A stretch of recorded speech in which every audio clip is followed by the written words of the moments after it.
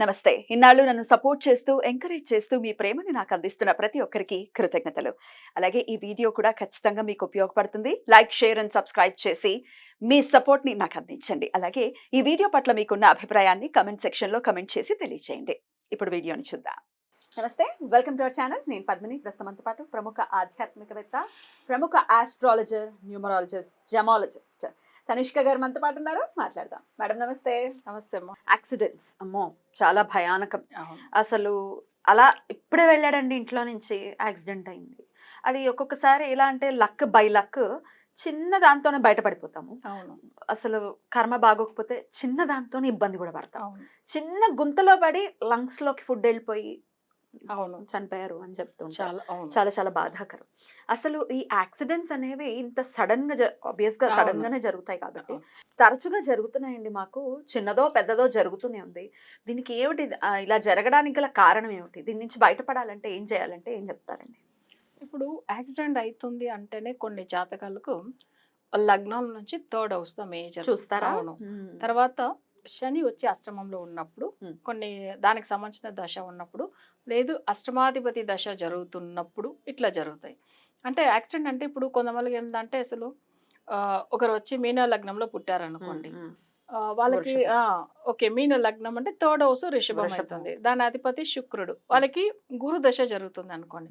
అప్పుడు ఏమైతుందంటే గురు కూడా మంచిగా ఉండడు. అంటే మీన లగ్నానికి అధిపతి అయినా కానీ గురు వచ్చి ఆ దశ రీతిగా కొన్ని సార్లు 8th హౌస్ లో ఉండడము, లేకపోతే జాతక పరంగా ఆయన 12th లో ఉండడము. సో అప్పుడు ఏమైతుందంటే వాళ్ళకి ఆ దశలో థర్డ్ లార్డ్ శత్రువు కాబట్టి 8th లార్డ్ కూడా సేమ్ శుక్రుడే శత్రువు అవుతాడు కాబట్టి వాళ్ళకి యాక్సిడెంట్ అప్పుడప్పుడు జరుగుతూ ఉంటాయి. అబ్బా. సో అది కాకుండా వాళ్ళకి ఎప్పుడు ఏదో ఒక హెల్త్ ఇష్యూస్ సడన్గా ఏదైనా ఇష్యూస్ అట్లా వస్తాయి. సో ఇవి అది నెక్స్ట్ వచ్చి ఏంటంటే శత్రు బాధలు కూడా వస్తాయి. సో ఇవన్నీ కూడా ఏంటంటే మేజర్ యాక్సిడెంట్ గురించి చాలామంది నేను చూసినాను. 3 months బ్యాక్ మా బాబుకు బైక్ యాక్సిడెంట్ జరిగింది. మళ్ళీ అసలు తను జాబ్కి వెళ్ళాడు, సెట్ అయ్యి మళ్ళీ యాక్సిడెంట్ అయిందని. సో మళ్ళీ ఏమవుతుందంటే మళ్ళీ ట్రీట్మెంట్ తీసుకున్నాం, మళ్ళీ జరుగుతుంది. ఇది ఒక్కొక్కసారి బయట పంపించడానికే భయపడుతుంది. అంతే కదా, ఏ తల్లిదండ్రులైనా భయపడతారు. అంత ముందుగా రాజమండ్రిలో కూడా ఒక క్లయింట్ వాళ్ళు కూడా ఏంటంటే ఓ వెహికల్ తీసుకున్నారు. అసలు బెంగళూరులో తనకు 2 times అన్నమాట. 2 times యాక్సిడెంట్ అయింది. మళ్ళీ థర్డ్ టైం కూడా యాక్సిడెంట్ అయింది.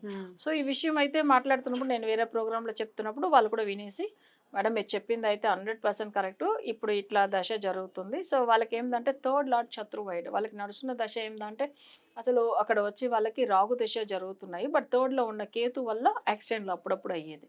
సో ఏదో ఒక భిన్నం రాహు కేతుల దశలో కూడా చాలా మందికి యాక్సిడెంట్స్ అవుతాయి. అవును. సో అది ఒక్కటి చూసుకోవాలి. రాహు కేతులు అది కూడా కుజుడితో ఇక్కడ రాహు కానీ కేతు కానీ కలిసి ఉంటే యాక్సిడెంట్ అవుతుంది. సో అదే వచ్చి ఈ రాహు కేతులు సంబంధించిన శని కూడా కలిసి ఉంటేనే అవుతుంది. సో ఇంకా థర్డ్ హౌస్ లో కుజుడు శని కలిస్తే కూడా ప్రాబ్లమే ఉంటుంది. సో ఇట్లా సో కొన్ని మనం అవన్నీ చూసుకోవాల్సింది ఉంటుంది. అంటే జాతకంలో కొన్ని శత్రువులు ఉన్నప్పుడు థర్డ్ లార్డ్ శత్రువు అయినప్పుడు అసలు తప్పకుండా వాళ్ళకి యాక్సిడెంట్ అనేది జరుగుతాయి. సో ఇవన్నీ మనం కరెక్ట్గా జాతకం అనలైజ్ చేసి వాళ్ళకి ఏం సమస్య ఉంది.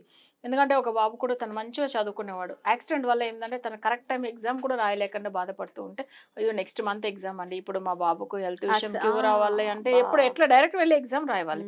యాక్సిడెంట్ అని చెప్తే వాళ్ళు ఒప్పుకుంటారా? తప్పకుండా రాయాలి. సో మళ్ళీ రెమెడీ ఇచ్చి తను తొందరగా నచ్చేలాగా చేయించామండి. అప్పుడు తను అసలు అంటే యాక్చువల్గా ఎగ్జామ్ వచ్చి వైజాగ్లో, తను ఇక్కడ నుంచి హైదరాబాద్ నుంచి వెళ్ళాలి.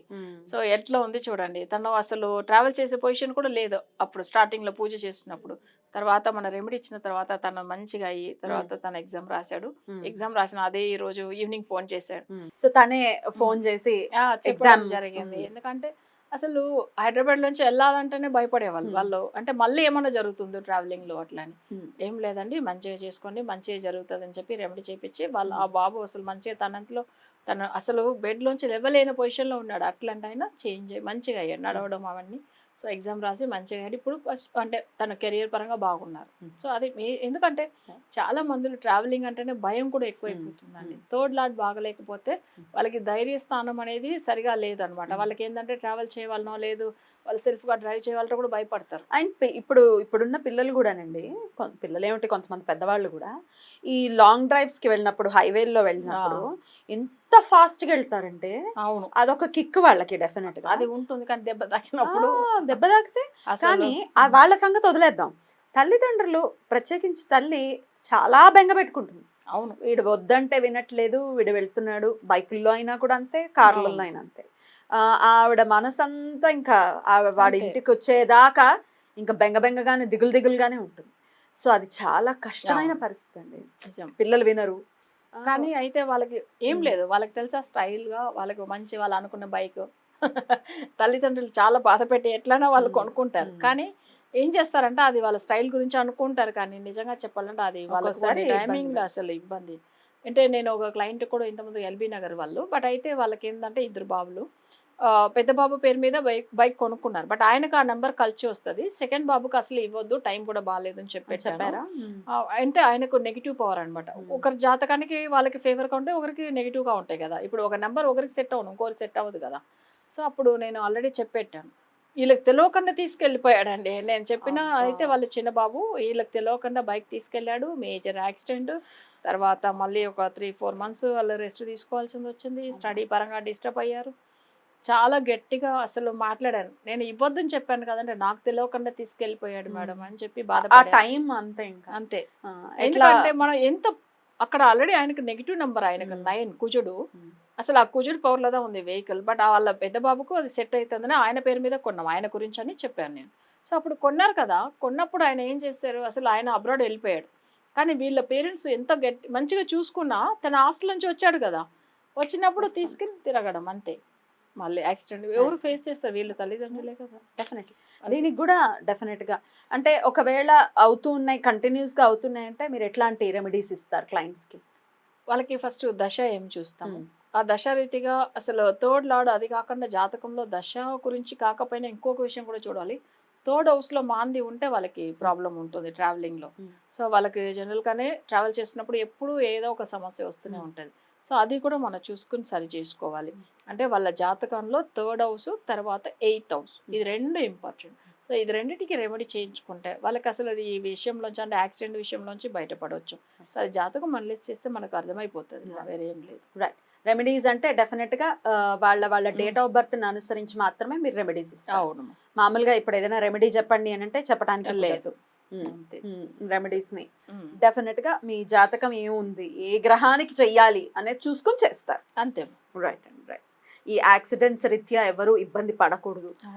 అకాల మరణం అనేది నిజంగా ఆ మొత్తం కుటుంబాన్నే కుంగదీస్తుంది కాబట్టి పిల్లల్ని ఒకంత కంట్రోల్ చేయాలి. వాళ్ళకి ఏం తెలియదు, ఉడుకు రక్తంతో వాళ్ళు అలాగే ఉంటారు. ఏమవుతుంది అని చెప్పి. బట్ భగవంతుడే రక్షగా ఉండాలి డెఫినెట్‌గా. ఒకవేళ ఇట్లాంటి పరిస్థితుల్లో ఉన్నాము, మాటిమాటికి అవుతున్న యాక్సిడెంట్స్ అని అంటే కనుక ఒక్కసారి కాంటాక్ట్ చేసేటటువంటి ప్రయత్నం చేయండి. అండ్ ఎవ్రీ వీడియోలో చెప్తూ ఉంటాము, మీరు డేట్ ఆఫ్ బర్త్ డీటెయిల్స్ మాత్రమే ఇవ్వండి మేడంకి, మీ సమస్య ఏంటో మేడమే చెప్తారు. ఆ తర్వాత మీరు నమ్మండి. ఓపెన్ ఛాలెంజ్ ఇది. అంతే నిజం. లేదు కరెక్ట్‌గా చెప్పలేదు అంటే యూ కెన్ డ్రాప్, అప్పుడే డ్రాప్ అయిపోవచ్చు అంతే కదా. సో ఒకసారి ట్రై చేయండి. ఎందుకంటే ఆల్రెడీ తిరిగేసాము, ఇన్ని చేసేసాము. Give it a last trial. Okay right madam, చాలా చక్కగా వివరించారు. కృతజ్ఞతలు. నమస్తే. నమస్తే.